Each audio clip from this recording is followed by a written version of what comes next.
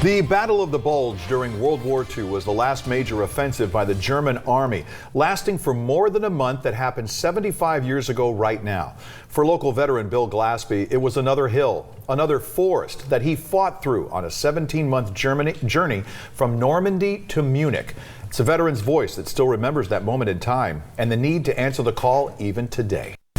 How in the world do you find yourself on there? There ain't nobody else looks like me.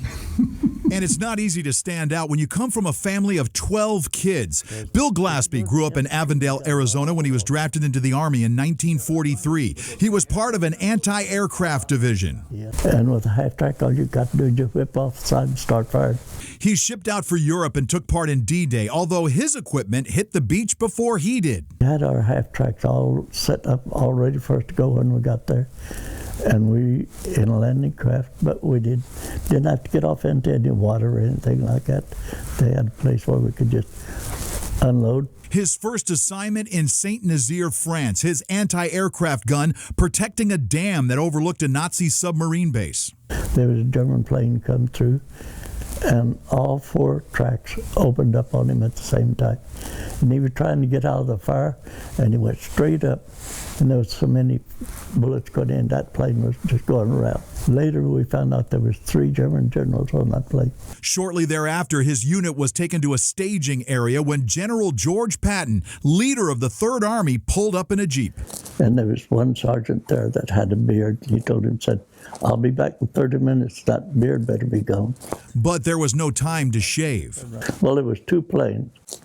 As he come over the hill, he was, I don't know whether he was trying to strafe or whether he was just looking, but you could see the bullets as they hit that plane, and it flew about 400 yards from where we was at, and of course the pilot was dead before he ever hit the ground. His journey across France ended in Belgium on the German border when the Battle of the Bulge began. Glaspie said there was no time to set up. The German army was moving so fast, we'd pull into a place and maybe start to dig our track in.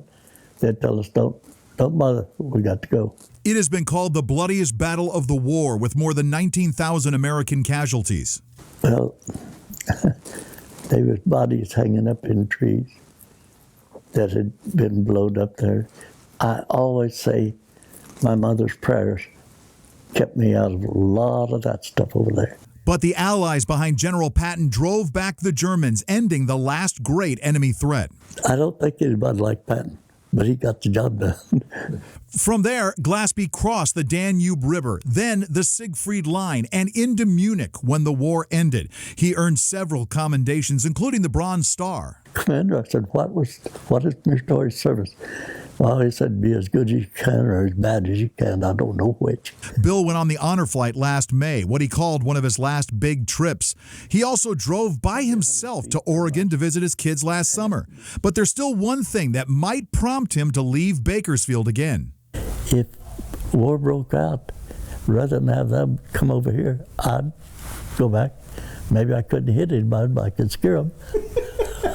A call to action that this 96-year-old veteran says he's ready to answer. And we'd like to tell your veteran's story. As always, send us information on someone who served. Include their name, a picture, some basic information. You can send those to mike@kero.com.